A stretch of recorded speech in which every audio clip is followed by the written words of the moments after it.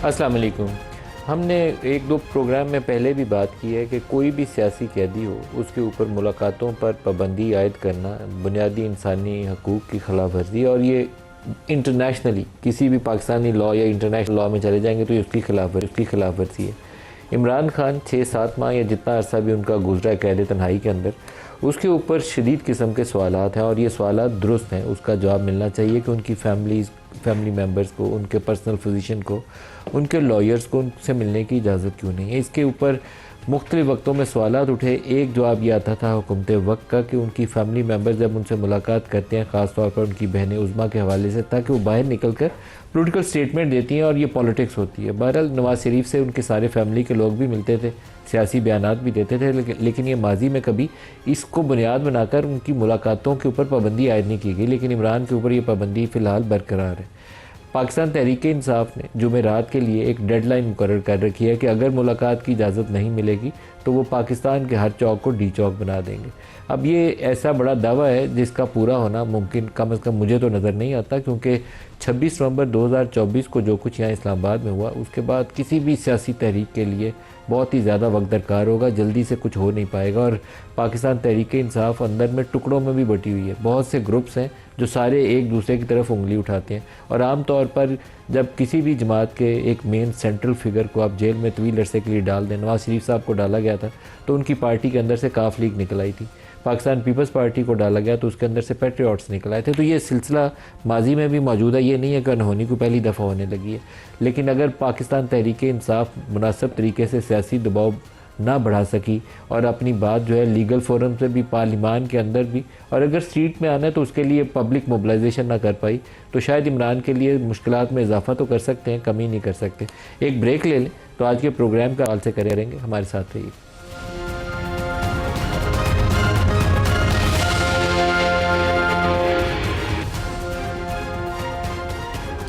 Programme में दोबारा खुश आमदीद कहते हैं। मैं थोड़ा सा बैकग्राउंड दोबारा प्रोग्राम में आगे चलाने के लिए दोहराना चाहूँगा। आज से चंद रोज़ पहले ये ख़बर चलना शुरू हुई कि इमरान को रात गए पिम्स लाया गया, उनके ब्लड प्रेशर बहुत हाई था तो उनको चेकअप के लिए।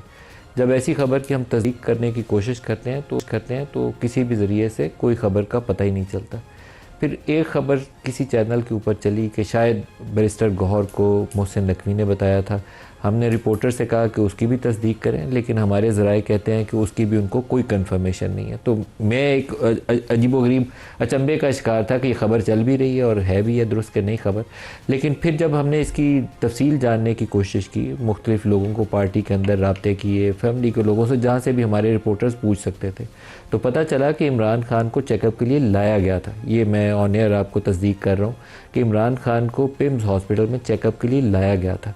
अब क्यों लाया गया था उसकी तफसील मेरे पास नहीं है। ब्लड प्रेशर चेकअप करवाने के लिए, ब्लड प्रेशर हाई हो गया था, या उनकी आंख का जो ट्रीटमेंट चल रहा है उस सिलसिले में लाया गया था।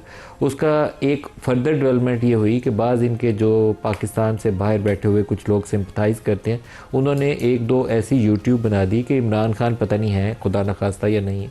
तो ऐसी क्यासराई करने से बहुत ही गुरेज करना चाहिए। इमरान खान को पिम्स हॉस्पिटल लाया गया चेकअप के लिए, और हो सकता है रूटीन एग्जामिनेशन हो सकता है ब्लड प्रेशर ऊपर हो, मेरे पास इसकी तस्दीक नहीं है और मैं इससे ज़्यादा इसके हवाले से कोई कंक्रीट नॉलेज नहीं रखता जो आपको शेयर कर सकूं। लेकिन मेरी एक्सपेक्टेशन आम तौर पर इस मामले में ये होती है कि अगर पिम्स हॉस्पिटल में इमरान का चेकअप हुआ किसी भी हवाले से, तो पिम्स हॉस्पिटल की इंतज़ामिया को इसके ऊपर ऑफिशियल स्टेटमेंट जारी करनी चाहिए थी, हुकूमत पाकिस्तान को करनी चाहिए थी, क्योंकि being a former prime minister, एक पार्टी के लीडर के तौर पर उनकी फैमिली का राइट भी बनता है कि उनको पूरे मुकम्मल तौर पर आगाह किया जाए कि हक़ाइक़ क्या है। उससे स्पेकुलेशन से बचने में काफ़ी मदद मिल जाती है। तो आज जो प्रोग्राम में हमारे साथ पैनलिस्ट हैं उनसे इसके ऊपर बात करते हैं। हमारे में हैं डॉक्टर हुमायूं मोहम्मद साहब, सीनियर रहनुमा पाकिस्तान तहरीक इंसाफ से। डॉक्टर साहब वेरी वार्म वेलकम। सर, ये इमरान वाला मामला, मैं तो कहूँगा कि अगर कोई भी शख्स हो तो उसका ये राइट है कि उसको पूरा इस्तेकाक दिया जाए कि अपनी फैमिली, लॉयर्स, वकला से मिल सके। हेल्थ इश्यूज़ से अगर उनको लाया गया है, उसके ऊपर स्पेकुलेशन जो जिस नोयत की थी, मैं दोहराए नहीं वो सारे लफ्ज़, लेकिन उससे बचने के लिए ज़रूरी ये था कि उसकी ऑफिशियल स्टेटमेंट पब्लिक की जाए। इसमें कुछ छुपाने की चीज़ थी? बिस्मिल्लाहिर्रहमानिर्रहीम। यका नाबुदु व यका नस्तईन। देखिए, छुपाने की, छुपाता वो है जिसके दिल में चोर हो, छुपाता वो है जिसने कोई गलती की होती है। कोई बच्चा भी हो ना, उससे कोई चीज़ टूट जाती है तो वो एक नेचुरल टेंडेंसी होती है कि वो उस चीज़ को छुपाता है और शर्मिंदा होकर बैठ जाता है। अच्छा, यही सिचुएशन आज से कोई 7-8 महीने पहले हुई थी जनवरी में, कि जब गवर्नमेंट ने टोटल डिनाई कर दिया था। और ये एक स्टोरी ब्रेक हुई थी, असदुल्ला साहब हैं जो 92 न्यूज़ में होते हैं, उन्होंने ये स्टोरी ब्रेक की थी कि इमरान खान की एक आंख बीनाई का मसला है, जिसको गवर्नमेंट ने एक हफ्ते तक वेहमेंटली डिनाई किया था और क्या कुछ नहीं कहा था। बाद में पता चला कि वो वाकई सच कह रहे थे और फिर सारी चीज़ें पता चली कि उनकी तो 85% ऑफ बीनाई ख़त्म हो चुकी है, क्योंकि उनका 6 बाय मेरे ख्याल में 36 उनका वो था, आई साइट था, विच इज़ 85% ख़त्म हो जाती है। अभी उसी एंकर ने दोबारा ये स्टोरी ब्रेक की है और उसी ने कहा है कि पिम्स में, मतलब उन्होंने कहा पहले हॉस्पिटल में एडमिशन हुई बिकॉज ऑफ ब्लड प्रेशर। अब आई एम ऑल्सो अवेयर कि उनकी बहन ने कहा है कि हमारी फैमिली में ब्लड प्रेशर नहीं है। होता है बाज़ फैमिलीज में ब्लड प्रेशर नहीं होता, but that doesn't mean blood pressure हो नहीं सकता, क्योंकि फैमिली हिस्ट्री इज़ इम्पॉर्टेंट, लेकिन आपका सर्कमस्टांशियल जो ये सराउंडिंग है या जिन स्ट्रेसेस से आप गुजर रहे हैं वो आपको वहाँ पे प्रॉब्लम दे सकता है, even if you don't have any family history. लेकिन जिस तरीके से ये ब्रेक हुआ, जिस तरीके से ये झूठ बोल रहे हैं और जिस तरीके से ये हुआ है, मैं आपको ये बता सकता हूँ कि to the best of my knowledge Imran Khan did develop a blood pressure incidence. Imran Khan को, हाँ अल्लाह का शुक्र है वो ठीक ठाक है। जो वजाहत साहब ने बात की थी, I totally deplore something like that for the sake of sensitization of something, या अपने उसके लिए इस किस्म की बात, इस किस्म की चीज नहीं होनी चाहिए। मतलब इस तरह की चीज नहीं होनी चाहिए। फेल टू अंडरस्टैंड कि एक जर्नलिस्ट कैसे, कोई एक जर्नलिस्ट है अगर, तो कैसे रिपोर्ट कर सकता है। आई डोंट नो, होना ही नहीं चाहिए इस चीज की। वैसी देखिए, अगर कंफर्मेशन नहीं है, मोर द रीजन अवॉइड। और देखें सोर्सेज क्या कोट कर रहे हैं, आग लगाने वाली बात नहीं कर रहे। I am sorry, I like him as a journalist, बाज मुझे उनकी बातें पसंद है, लेकिन this was not warranted. And as a Pakistan Tehreek Insaf one of the members, I totally say कि ये चीज़ नहीं होनी चाहिए। With due respect to him, नहीं करनी चाहिए थी उनको, उस जैसे जर्नलिस्ट को नहीं करनी चाहिए थी। आगे चलते हैं। आप कह रहे हैं कि ये हक है उनके फैमिली का। सर, आप किस हक की बात कर रहे हो? पर आपको मैं बताता हूँ, आज के 2 अखबार के, एक एक्सप्रेस ट्रिब्यून और एक डॉन में मलिक असद साहब ने लिखा हुआ है और उसका मेरे ख्याल में 8वां पैरा है, जिसमें वो कहते हैं, ये जो अभी पिछले दिनों ये जो जजेस की तकरीरी के दरमियान में जो प्रेसिडेंसी ने रोक के रखा हुआ था और वहाँ पे बहुत ज़्यादा कॉन्स्टिट्यूशनल क्राइसिस, 2.5-3 हफ्ते सदर साहब उन समरीज पे बैठे रहे, उस पे वो कहते हैं कि जिस चीज़ पे अब ये लीगल टीम, प्रेसिडेंसी की legal team, according to Dawn, उनको ये ऑब्जेक्शन कहते हैं नंबर 1 कि पीपल्स पार्टी का एक भी कैंडिडेट को उन्होंने सेलेक्ट नहीं किया, और नहीं, नॉट एक भी, उन्होंने कहा है most of them have been rejected, that means some of them has been accepted. उसकी भी मैं आपको वजह बताता हूँ। नंबर 2, उन्होंने कहा है कि उनमें से बाज कैंडिडेट्स का क्रिमिनल रिकॉर्ड है। ये डॉन अखबार का दावा, ये डॉन अखबार का दावा नहीं है, डॉन अखबार ने लिखा हुआ है, रिपोर्ट किया हुआ है, दावा किया है ना उन्होंने। ये बहुत बड़ी स्टोरी है उसके लिहाज से, उसमें ये लिखा हुआ है, 8वां या 9वां उसका पैराग्राफ है। अच्छा, उसके बाद आगे चलते हैं। वो एक्सप्रेस ट्रिब्यून कहता है कि जो नाइक साहब हैं उन्होंने 33 कैंडिडेट का किया था।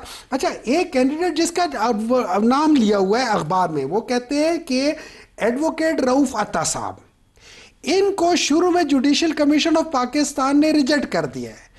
अब ट्विस्ट ऑफ स्टोरी देखिए, हमारे एक बलूचिस्तान के चीफ मिनिस्टर साहब हैं ऑनरेबल भुक्ती साहब, उन्होंने जाके कहा यार जान दो यार, इसको कर लो। फिर उसके बाद उसको 10 वोटों से उसको एक्सेप्ट किया जाता है। कैन यू इमेजिन हमारे जजेस पाकिस्तान के, ट्रिब्यून का दावा है, उनका दावा है। मैं इसके साथ साथ कह रहा हूं कि ये समा क्लेम नहीं कर रहा, नहीं समा नहीं क्लेम कर रहा। देखिए, एक डॉन क्लेम कर रहा है और एक एक्सप्रेस ट्रिब्यून क्लेम कर रहा है। अब मुझे एक बात बताएं सर, मुझे एक बात बताएं, क्या इस मुल्क में जुडिशरी अगर इस तरह होगी तो फिर कौन सा उसूल, कौन सा ये अपना क्या हो गया, ये जो अपना जेल मैनुअल, कौन सा कॉन्स्टिट्यूशन, कौन से सब कुछ, हम किधर, हम मुझे तो नहीं पता कि ये मुल्क अगर इसी तरीके से कि ये मुल्क वाकई इस काबिल होगा कि इसमें कोई शरीफ इंसान रह सके या नहीं। इसके लिए आपको क्रिमिनल रिकॉर्ड होना ज़रूरी है। अगर ज़रूरी है तो 2-3 कत्ल आप और मैं भी मिलके कर सकते हैं, चलो अकेले नहीं तो मिलके कर सकते हैं, शायद हमें भी कोई अच्छा ओहदा मिल जाए, शायद मैं भी जज बन जाऊं। अच्छा, वैसे इसके ऊपर नैयर बुखारी साहब ने भी शायद कोई समा पे स्टेटमेंट दिए, वो प्रोड्यूसर साहब हम दिखा सकते हैं नैयर बुखारी साहब ने क्या बोला था? जी जी, आप उसको करिए लाइन अप, तो वो मेरे ख्याल से समा के किसी प्रोग्राम में बोल ये वो बातें हैं जो आज के दिन, चूंकि ये 12 अगस्त की शाया हुए खबरें हैं, आज के दिन सारे एंकर्स को इस पे बहस करनी चाहिए, क्योंकि ये पाकिस्तान नहीं किसी भी सोसाइटी का फंडामेंटल एस्पेक्ट है, विच इज जुडिशरी। प्ले करिएगा जी, नैयर बुखारी साहब क्या कह रहे हैं। ऐसे लोगों को भी एलिवेशन के लिए रिकमेंड किया गया जिनके खिलाफ केसेस हैं, जिनकी जो अपनी रेपुटेशन है वो up to the border, up to the mark नहीं है। ऐसे लोग भी हैं जिनको रिकमेंड किया गया कि जिनके खिलाफ एलिगेशन करप्शन के हैं, तो इसीलिए प्रेसिडेंट साहब ने उस समरी को रोक लिया कि जी इस किस्म के लोगों को तो अपॉइंट नहीं करना चाहिए। फिर साइन क्यों किया? अगर रोक लिया था, जो कि अच्छा किया था, फिर साइन क्यों किया? ये सबसे बड़ा सवाल ये है कि अगर नैयर बुखारी साहब जो कुछ कह रहे हैं कि वो अगर वो सच है, नहीं, तो फिर साइन क्यों किया? अगर सच है और प्रेसिडेंसी की लीगल टीम ने उसकी निशानदेही कर दी, सलूट। लेकिन भाई अगर कर दिया तो फिर साइन क्यों किया? साइन करने का मतलब है now you are compromised for what? इस हाथ दे इस हाथ ले, क्या खूब सौदा नक्त है, इस हाथ ले। देखिए ये वो चीजें होती हैं जो इस मुल्क को डुबो रही हैं। मिफ्ता इस्माइल साहब पाकिस्तान के साबिक वज़ीर ख़ज़ाना भी हमारे साथ शामिल हो रहे हैं। मिफ्ता साहब, आपको प्रोग्राम में खुश आमदीद कहूँगा। हम आगे चल के वो सूबों वाला सवाल भी उठाएंगे। अभी एक सवाल जो बड़ा इंपॉर्टेंट ये था कि PTI वाले कल प्रोटेस्ट करेंगे अगर इमरान से मिलने नहीं दिया जाता। एक इशू सामने आया था कि इमरान खान को आज से चंद रोज़ पहले दावा आया था पहले, जिसको मैं अब कंफर्म कर रहा हूँ कि उनको पिम्स में चेकअप के लिए लाया गया। हमें एटलीस्ट हमारी रिपोर्टिंग टीम ये बता रही है कि लाया गया। कोई ब्लड प्रेशर था या उनका रूटीन एग्जामिनेशन था, उसकी डिटेल्स बहुत ज़्यादा अवेलेबल नहीं है। क्या being a former prime minister, Shahid Khaqan को भी जेल में डाला गया था, तो क्या उनको ये राइट मिलना चाहिए कि उनकी फैमिली को आगाह किया जाए, उनके पर्सनल फिजिशियन को बताया जाए, उनके लॉयर्स, उनकी पार्टी को बताया जाए, या खामोशी से लाएं रात को 1 बजे, किसी को पता ना चले और ले जाएं वापस? मिफ्ता साहब।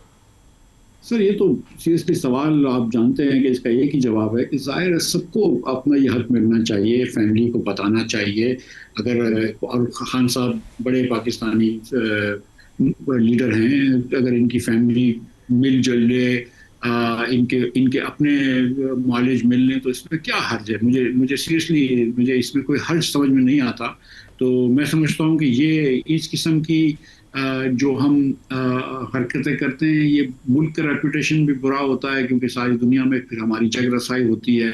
और ये कोई अच्छी बात, हम तारीख भी अच्छी रकम नहीं कर रहे ना। आज हम ये करेंगे तो कल फिर ये चीज़ें वापस आती हैं। हम जानते हैं कि ये चीज़ें आती हैं वापस। खान साहब के दौर की जो चीज़ें हैं वो भी वापस आई हैं, तो ये चीज़ें और भी वापस आएंगी। तो कभी ना कभी हमको ये रवायत, ये रुख तोड़नी पड़ेगी और इस किस्म की हरकतें ख़त्म करनी होंगी।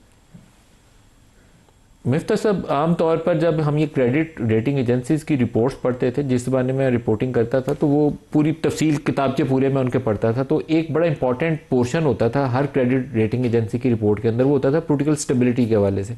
वो इकॉनमी को, एक्सटर्नल अकाउंट को, सारी चीज़ें डिस्कस करके फिर वो पॉलिटिक्स वाली साइड पर आते थे। फिर वो आगे जाके बताते थे कि ये डाउन साइड रिस्क हैं जो आगे जाके पाकिस्तान को मुतासर कर सकते हैं। We all know it.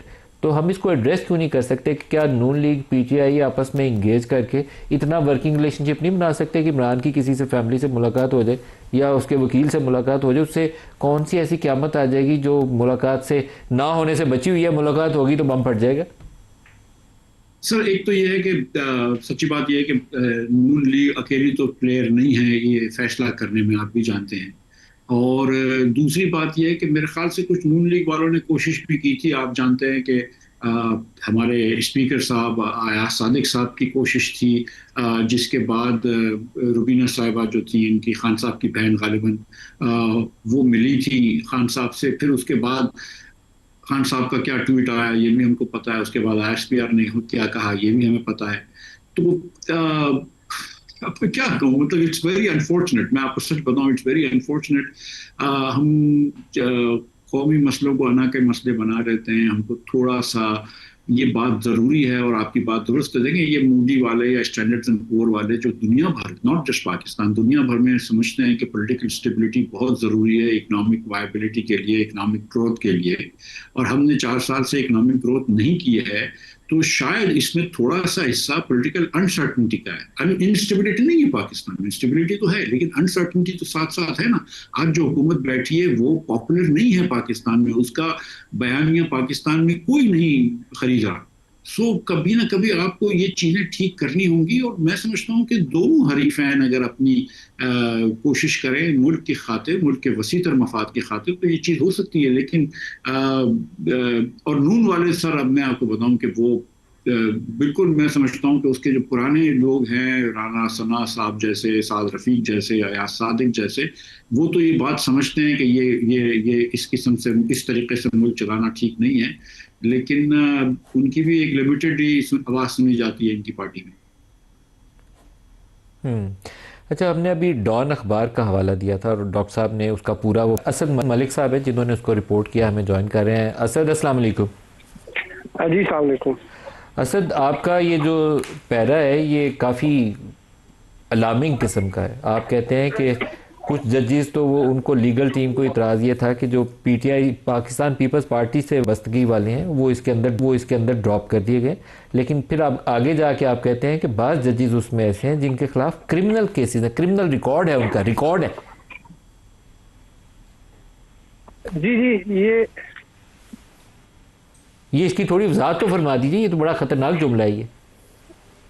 जी, ये नदीम साहब, ये इस तरह से था कि जब इनको परफॉर्मा दिया जाता है तो उसमें उसमें जहाँ पे बाकी चीज़ें होती हैं, एक चीज़ ये भी होती है कि उनसे पूछा जाता है कि आपके खिलाफ कोई फौजदारी का केस या कोई इस तरह की एफआईआर वगैरह तो नहीं है।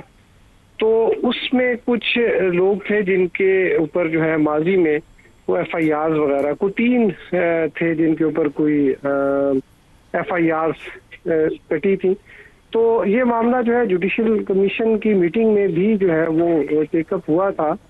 तो उसमें एक मेंबर हैं जो लॉयर्स में से ही हैं, तो उन्होंने जो है इस पे डिफेंड किया था और कहा था कि जी ये छोटे मोटे मामलात हैं, ये एफआईआर जो है ये बाद में ख़त्म हो गई है। तो लेकिन ये जो फिर वहाँ पे जो प्रोसीडिंग हुई थी उसमें आपको भी देखा होगा कि जिसमें सदर जरदारी जो है काफ़ी अर्सा तक जो है वो समरी रुकी रही। तो ये चीज़ें, एक तो ये भी मामला था कि इसमें जो पाकिस्तान पीपल्स पार्टी की जो नॉमिनेशंस थी वो कोई तकरीबन 25-26 उन्होंने नाम दिए थे। तो एक सिर्फ जो है वो सिंध हाई कोर्ट से उनकी जो है वो अपॉइंटमेंट जो है, ये अभी जो जजेस बने, तो एक जो थे डॉक्टर शाहनवाज, उनको लिया गया था, बाकी उनकी जो है नॉमिनेशन तकरीबन तमाम ही रिजेक्ट हो गई थी। तो जो फिर ये जो 3 एफआईआर वाले हैं जिनके खिलाफ अभी भी पेंडिंग एफआईआर हैं, चाहे वो माइनर केसेस क्यों, एफआईआर ही होती है। जैसे वो रईसानी साहब कहते थे ना, डिग्री होती है, तो एफआईआर भी एफआईआर होती है। वो तीनों जजेस ने ओथ ले लिया? नहीं, वो जो एफआईआर थी वो कह रहे हैं कि सेटल हो गई थी, और उनमें किसी को कोई फैमिली का इशू था, कोई इस किस्म का था, तो वो सेटल हो गई थी। तो मेरी इस पे जो है वो बात भी हुई थी, ये रुका रहा था कुछ मामला। जब इधर तो प्रेसिडेंसी भी मेरी बात हुई थी, तो उन्होंने ये कहा था कि ये उनका ये ख्याल था कि अगर कोई एफआईआर हो जाए, शुरू में तो उस पर रोका था उन्होंने, लेकिन उन्होंने कहा जी कि कोई अगर एफआईआर हो जाए और उस पर अगर आपकी कन्विक्शन ना हो तो उसमें कोई हर्ज नहीं होता, जब तक आपको सजा ना हो तो आप ऑफिस होल्ड कर सकते हैं। सही। असद मलिक साहब, बहुत शुक्रिया आपने हमें ज्वाइन किया। एक ब्रेक ले लें, हमारे साथ रहिएगा।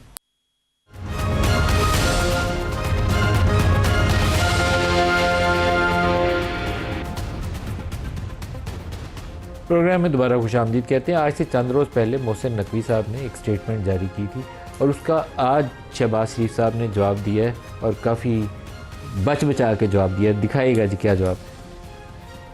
मुझे ताना दिया जाता था कि जनाब ये लैपटॉप बच्चों को रिश्वत के तौर पर दे रहा है। वाह वाह वाह। मैं समझता हूं कि कुछ लोगों ने लैपटॉप को मशीन कहा, वो कुछ कहें, मैं लैपटॉप को मिशन जानता हूं और मैं इसको आगे बढ़ाऊंगा और आगे बढ़ाऊंगा। मोहसिन नकवी साहब को शबाना रोज़ मेहनत जो है शहबाज साहब की वो पसंद नहीं आई थी। उन्होंने कहा क्या था वो भी दिखा दें। हम समझते हैं नौजवानों को टैबलेट्स दे के खुश कर लेंगे, नहीं। ये कॉकरोच अगर इकट्ठा हो गया तो ये हर चीज को उलट सकता है। वो आपसे कोई टैबलेट या 2-4 हज़ार रुपया महीना नहीं मांग रहे, वो 2-4 हज़ार डॉलर महीना कमा सकते हैं, सिर्फ आप उनको अपॉर्चुनिटी दे दें। डॉक्टर मायूं साहब, अभी मिफ्ता साहब ने भी कहा कि ग्रोथ नहीं कर सकी PMLN। 4 साल की जो एवरेज ग्रोथ है वो पॉपुलेशन ग्रोथ रेट से भी कम है। तो हम इन वो जो कॉकरोचेस का लफ्ज़ इस्तेमाल कर रहे हैं, तो वो जो कॉकरोचेस हैं उनके लिए हम एक चैलेंजिंग सिचुएशन क्रिएट कर रहे हैं। इसका मतलब है कि जो सिलेक्शन थी वही गलत थी ना। जब आप उन लोगों को जिन्होंने मुल्क को 1985 से लेके 2018 तक, अकॉर्डिंग टू, मैं नहीं कह रहा अभी ये, वो आतिफ मियाँ कह रहे हैं कि इन लोगों के दौर में पाकिस्तान जो अपने रीजन में सबसे आगे था, इन दोनों के दौर में पाकिस्तान अपने रीजन में सबसे पीछे रह गया। अब जब उन दोनों हुकूमतों को लेकर आए तो पाकिस्तान जहां था उससे 10-15 साल पीछे चला गया है। Can you understand what has happened? अब इमरान खान ने वैसे नहीं कहा था, एक तो ये अनपढ़ हैं, ऊपर से ये कोशिश नहीं करते। लैपटॉप एक मशीन है, वो नॉलेज है जो उस मशीन को कैसे यूज़ करती है वो उसको करते हैं।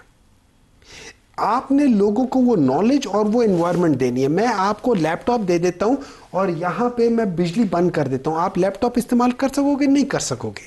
मैं आपको लैपटॉप दे दूं और आपको एनवायरनमेंट ना दूं, जो ही आप कहीं कोई काम करने लगो, किसी के साथ डील करने लगो, बिजली चले जाए, आपकी वो डील ख़त्म हो जाए। मैं आपको लैपटॉप दे दूं और आपका जो सर्विस प्रोवाइडर है उसमें हर थोड़ी देर बाद कटिंग आ रही हो, आप यहाँ से ब्लू एरिया जैसे 0 पॉइंट तक जाते हुए 2 मिनट की बात आप उस पर नहीं कर सकते, वाईफाई के ऊपर नहीं कर सकते या व्हाट्सएप के ऊपर नहीं कर सकते, अगर आपने इंटरनेशनल कॉल करनी है नहीं कर सकते। ये वो इन्वायरमेंट है जिसकी बात मेरे ख्याल में शायद वो लोग बात कर रहे थे कि जी टैबलेट नहीं वो चाहिए। मैं आपको वो जो कहते हैं ना कि डोंट टीच, वो क्या कहते हैं, don't give him the fish, teach him how to catch the fish. इसको ये समझ नहीं सकते। अनफॉर्चुनेटली 18 घंटे लुक बिजी डू नथिंग वाली बात है, और वो सही बात की थी। बाज़ दफ़ा अल्लाह ताला, एक बात याद रखें, बाज़ दफ़ा अल्लाह ताला, जब हम कहते हैं ना कि जब इनको ये किया, अल्लाह ताला ने इनको एक्सपोज किया है, यही तो ना शहबाज स्पीड था ना, वो स्पीडी गोंजालेस की तरह हो गया, उसका कोई फ़ायदा नहीं है। मिफ्ता इस्माइल साहब, सर जो 4 साल की ग्रोथ है और पॉपुलेशन ग्रोथ रेट भी हमारे सामने है, तो हमारी अनएम्प्लॉयमेंट का और पॉवर्टी की इस वक्त आपको क्या सूरत हाल नज़र आती है? सर, अनएम्प्लॉयमेंट हुकूमत के स्टेटिस्टिक्स के हिसाब से पाकिस्तान में 21 साल की हाईएस्ट है, और पॉवर्टी पाकिस्तान में 20 साल कम हुई, उसके बाद पिछले 6 साल से बढ़ रही है, और आज जो है वो 10 साल की बुलंद तरीन सतह पे है। 29% पाकिस्तानी जो हैं उनको 8,485 रुपये से कम मुहैया है वसाइल माना। तो पॉवर्टी बहुत ज़्यादा है। ये जो बात आपने फरमाई कि ग्रोथ हमारी जो है वो पर कैपिटा ग्रोथ जो है वो 4 सालों में से 1.2% एक्चुअली कम हुई है। नदीम भाई, मैं ऐसे देख रहा था कि सन 2000 में हम पाकिस्तान की जो इनकम थी वो हिंदुस्तान से एवरेज पे पर कैपिटा बेसिस पे तकरीबन 43% ऊपर थी। आज वो तकरीबन हमसे डबल है, 94% हमसे ऊपर है। तो मैं ये समझता हूँ सर कि ये एक सिस्टम की फेलियर है, निज़ाम का फेलियर है, हमारे लोगों में कोई कमी नहीं है। और हमने बहुत सारे चेहरे बदल लिए। हमने हाइब्रिड देख लिया, हाइब्रिड प्लस देख लिया, माशाल्लाह देख लिया, जरदारी साहब, मियाँ साहब, शहबाज साहब, खान साहब, और दरमियान में बहुत सारे केयरटेकर्स। हमने तरक्की नहीं देखी। मैं ये नहीं कहता हूँ कि कोई इंडिविजुअल प्राइम मिनिस्टर थोड़ा बहुत ठीक या थोड़ा बहुत ख़राब नहीं कर सकता, वो कर सकते हैं, लेकिन हमारा निज़ाम इतना ख़राब हो गया है कि हम कुछ भी कर लें सर, हम एक दलदल में जा रहे हैं, हम पीछे रह रहे हैं दुनिया के, और हमको निज़ाम बदलना पड़ेगा। जिस मुल्क में 2,50,00,000 फिर तो मोहसिन नकवी ने सही कहा ना सर कि सिस्टम कोलैप्स कर गया, कुछ और करना पड़ेगा, रीसेट चाहिए। तो रीसेट क्या करें सर? सर, एक तो उन्होंने बात की सूबों बनाने की या एडमिनिस्ट्रेटिव यूनिट की। हम तो नहीं समझते, मैं तो नहीं समझता कि इस वक्त जो है वो सूबों की बाउंड्रियों को चेंज करना चाहिए। ख़ास तौर पे सिंध के अंदर बिल्कुल इसका कंसेंसस नहीं है। और मैं छोड़ दें पीपल्स पार्टी या मुस्लिम लीग के मफाद को मैं नहीं देख रहा हूँ, जाहिर है वो अपने मफाद की बात करते हैं, मैं उनको नहीं देख रहा हूँ, लेकिन मैं ये समझता हूँ कि सिंध में इस बात की बाइन नहीं है।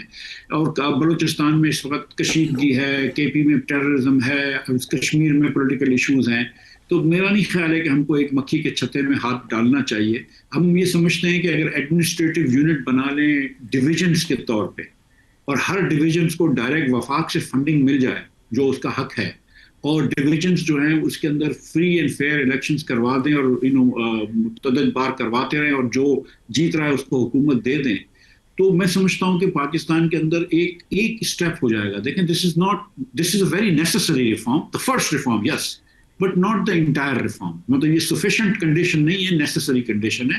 फिर आपको तालीम के लिए बहुत सारी चीज़ें करनी पड़ेंगी, स्कूल वाउचर्स लाने पड़ेंगे, गरीब बच्चों को पैसे दे के प्राइवेट स्कूलों में जाने की इजाज़त देनी पड़ेगी, बहुत सारी और चीज़ें करनी पड़ेगी। 15-20 साल का प्लान होना चाहिए। 15-20 साल की हुकूमत की बात नहीं कर रहा हूँ, लेकिन 15-20 साल का प्लान होना चाहिए कि जो बच्चा आज, देखिए सर, इस साल भी जो है ना हमारी 70 से 80 लाख बच्चे पैदा होंगे। 4 साल बाद हमको स्कूल में बिठाना होगा। पिछले साल भी इतने बच्चे जो थे उनको स्कूल में 3 साल बाद डालना होगा।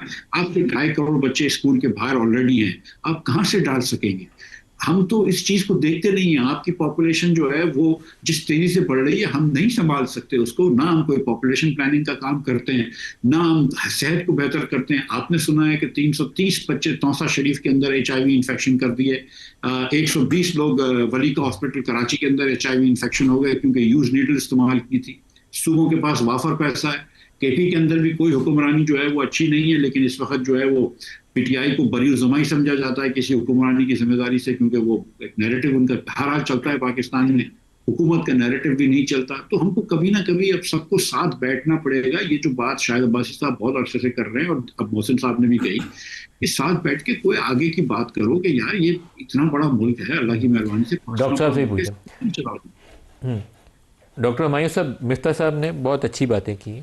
अगर एक बात मैं इनकी पकड़ लूँ तो इन्होंने कहा डिवीजन की सतह पर हुकूमत बनाएं और जिसको जो वोट पड़ता है उसको हुकूमत बनाने दें, तो ये मसला ही पाकिस्तान का हल हो जाएगा। जिसको जो वोट डालता है उसको हुकूमत बनाने दें। देखिए, मैं आपको एक बात बता दूं, सिंपल सी बात ये, अगर आप अच्छे एडमिनिस्ट्रेटर हैं तो आपको मैं 50,000 लोग आपके नीचे रखूं या 500 बंदा आपके रखूंगा, आप दोनों में अच्छी एडमिनिस्ट्रेशन कर पाएंगे। उसके लिए मेरिट ज़रूरी है, जो कि मिफ्ता साहब ने बात की है। पाकिस्तान में जो निज़ाम है वो मेरिट पे बेस नहीं करता, पॉलिटिकल निज़ाम मेरिट पे बेस नहीं करता।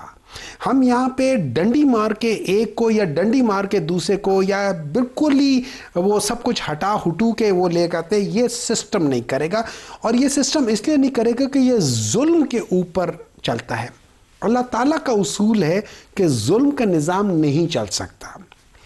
मेरे लिहाज से अगर आपने इसको ठीक करना है, 2 चीज़ें। एक, वो जो कहते हैं ना, साइंस में कहते हैं कि एविडेंस बेस्ड मेडिसिन आपको करना चाहिए। सो एविडेंस बेस्ड डिसीजन ये है कि बाज़ ममालिक हैं जो कि बहुत बुरे हालत में थे, क्या हुआ, ट्रूथ कहा हर एक ने, उसके बाद रिकंसाइल किया और उसके बाद वो आगे गए और वो ममालिक बहुत बेहतर होते गए। पाकिस्तान को शुक्र करना चाहिए, अभी जो मिफ्ता साहब ने बताया इंडिया का और पाकिस्तान का, ये शुक्र करना चाहिए कि इंडिया उतना ही करप्ट है जितने पाकिस्तान में करप्शन है, वरना इंडिया आज पाकिस्तान से बहुत आगे चला गया होता। पाकिस्तान को अगर अपने आप को ठीक करना है, नंबर 1 पॉलिटिकल मेरिट लाना है। उसके लिए एक ही चीज है, free fair transparent election system. Number 2, Pakistan के अंदर जो दूसरी बेसिक फंडामेंटल चीज है वो जुडिशरी है। आपके जजेस के अंदर, अनफॉर्चुनेटली हम जजेस के अंदर हम कहते हैं, अभी आपने उनको सुना है कि भाई उनके अंदर कहा गया कि ये कोई मेजर केसेस नहीं है या मेजर प्रॉब्लम नहीं है, नहीं होंगे, और मैं समझता हूं हमारे मुल्क में। लेकिन हम यहां पे उन जजेस को ले रहे हैं जो आहिस्ता आहिस्ता बढ़ के या chief justice of the high court या chief justice of the Pakistan वो बनेंगे। अब उनके लिए इमैक्युलेट कंडीशंस होनी चाहिए, उसमें इफ्स एंड बट्स तो होना ही नहीं चाहिए। हाँ, हो सकता है उसके साथ ज्यादती हो जाए, लेकिन you have to be sure कि मैं जजेस ले रहा हूं हाईएस्ट, उनके जो होते हैं ना वो मॉरल वैल्यूज होने चाहिए। बेहतरीन तरीके से उनके अंदर वो डिसीजन मेकिंग पावर होनी चाहिए। अब फिर हम समझते हैं कि ये सिस्टम ठीक हो जाएगा। नहीं बाबा, ये सिस्टम ना ठीक होगा, ना हुआ है, ना आइंदा होगा। हमें वाकई बैठ के अपने आप को देखना पड़ेगा, हम जो कर रहे हैं वो सही कर रहे हैं या गलत कर रहे हैं, लेकिन दिल पे हाथ रख के सच बोलते हुए अपने आप से पूछना पड़ेगा क्या मैं सही कर रहा हूं या नहीं कर रहा हूं। मिफ्ता साहब, एक बहुत सीरियस मैटर ये है कि जो यहाँ एजुकेटेड यूथ है उनके पास अब कोई अपॉर्चुनिटी नहीं है, और इससे ज़्यादा खौफनाक सूरत हाल हो ही नहीं सकती कि आप बच्चों को पढ़ा लिखा के ग्रेजुएट करके मास्टर्स करके सड़कों पे छोड़ देते हैं क्योंकि उनके पास अब मजदूरी भी नहीं है, तो क्या करेगा वो बच्चा। तो इकोनॉमिक अपॉर्चुनिटीज़ पाकिस्तान में मुकम्मल तौर पर पता नहीं ना जाने क्यों ख़त्म ही हो गई हैं। ग्रोथ रेट जीडीपी भी नीचे चली गई। क्या करें ऐसा कि वो इकोनॉमिक अपॉर्चुनिटीज़ इस यूथ को दें जिसको होप मिल जाए। सर गुजारिश ये है कि देखें, ये यूथ जिसको इंडियन चीफ जस्टिस ने कॉकरोच कहा था, ये हमारी कौम का मेहमान है, इसके ऊपर कौम चलेगी, ये हमको समझना चाहिए। हम एक तरफ आपको पता है कि बड़ी खुशी मनाते हैं कि रेमिटेंस बढ़ गई, और अच्छी बात है रेमिटेंस बढ़ गई आगे, लेकिन रेमिटेंस क्या होती है? एक्सपोर्ट ऑफ लेबर ही होती है। आज हमारा पाकिस्तानी बच्चा जो है वो बाहर इसलिए जाता है कि उसको यहाँ नौकरी नहीं मिलती, वहाँ पे प्रोडक्टिविटी ज़्यादा है, वहाँ पे मईशत के अंदर रिटर्न ऑन स्केल ज़्यादा है, रिटर्न ऑन इन्वेस्टमेंट्स, तो लोग वहाँ बिजनेस कर रहे होते हैं, पाकिस्तानियों को वहाँ जाना पड़ता है। आप देख लीजिए कि लबनान से खुदा न खास्ता कभी यूनान जाते हुए, सॉरी लीबिया से यूनान जाते हुए, स्पेन जाते हुए अगर कश्ती उलटती है तो बच्चे कौन होते हैं जो मरते हैं? पाकिस्तानी निकलते हैं इसमें। तो ये शर्म की बात है। अब आपको क्या करना चाहिए? टैक्स कम कर दें, हुकूमत की फुटप्रिंट को कम कर दें। सिर्फ टैक्स नहीं कम कर सकते क्योंकि अखराजात नहीं कम करे आपने, अखराजात कम करें, हुकूमत के टैक्स कम करें, बिजली और गैस जो है वो इंटरनेशनल रेट्स पे दें कि यहाँ फैक्ट्रियाँ लगनी पड़े। 4 साल के अंदर आज हम 2022 के एक्सपोर्ट पे नहीं है। एक्सपोर्ट टू जीडीपी जो रेशो हमारा एक ज़माने में 14% होता था, आज वो 8% हो गया। हमारी जीडीपी के तनासब से हमारी एक्सपोर्ट तकरीबन आधी हो गई है। एक ज़माने में हम कोरिया जितना एक्सपोर्ट करते थे 50 की दिहाई में, 90 की दिहाई में, आज हम वियतनाम जितना एक्सपोर्ट करते थे वो आज हमसे 11 गुना ज़्यादा है, बांग्लादेश हमसे ज़्यादा है। तो ना आप एक्सपोर्ट करते हैं, आप तो सिर्फ लेबर ही बेच सकते हैं। तो आपने तो यहाँ पे लोगों को क्या नौकरियां दी हैं? जो डॉक्टर साहब ने फरमाया कि इंटरनेट पे तो आप हर वक्त कभी ना कभी कोई ना कोई मसला हो रहा होता है। हमको पहले हुकूमत को भी एक फिक्र होती है, क्योंकि हुकूमत, मुझे पता है, मैं खुद वजीर रह चुका हूँ कि हुकूमत के पास इतने खसारे होते हैं और इतने खर्चे होते हैं कि हुकूमत की हर वक्त कोशिश होती है कि पैसे ले ले। अभी तो कोई बिजनेस शुरू नहीं हुआ, कोई इलेक्ट्रॉनिक बिजनेस शुरू किसी ने करा, या किसी ने कोई डिलीवरी का बिजनेस शुरू करा, या कोई भी नया बिजनेस, ये करीम टाइप की चीज़ें या ऊबर टाइप की चीज़ें पाकिस्तान में आई, तो हमारी एफबीआर को पहले होता है कि यार पहले मैं इससे टैक्स ले लूँ। वो बिजनेसेस कभी इंडस्ट्री ग्रो ही नहीं होती क्योंकि हमको टैक्स लेने की फिक्र होती है। तो थोड़ा सा अगर हम हुकूमत के अखराजात कम करें, हुकूमत का फुटप्रिंट छोटा करें, थोड़ा सा जो है वो हम जो एलीट कैप्चर से बाहर निकलें। एलीट कोई मतलब चाहे वो फर्टिलाइजर की इंडस्ट्री हो, चाहे वो ऑटो इंडस्ट्री हो, चाहे वो शुगर इंडस्ट्री हो, ख़ास तौर पे मैं जानता हूँ कि ये बड़े बड़े लोगों की होती हैं, लेकिन इनको हर वक्त मराद देते हैं जब आप पाकिस्तानी अवाम के कॉस्ट पे, जैसे आपने इस बार उनको दिया, रिफाइनरीज को दिया है, ऑयल मार्केटिंग कंपनीज को दिया, यहाँ पे दुनिया में कीमतें बढ़ रही हैं, उस पर से आपने उनको और तोहफे दे दिए। इस किस्म की हरकतें छोड़ दें तो फिर शायद कुछ मुल्क आगे बढ़ेगा। ये हरकतें छोड़ दें तो शायद हम सही हो जाएं, लेकिन हम ये छोड़ने पे तैयार नहीं है सर। मिफ्ता इस्माइल साहब, डॉक्टर हुमायूं मोहम्मद साहब का बहुत शुक्रिया। आज के लिए इतना इजाज़त दीजिए। अल्लाह हाफ़िज़।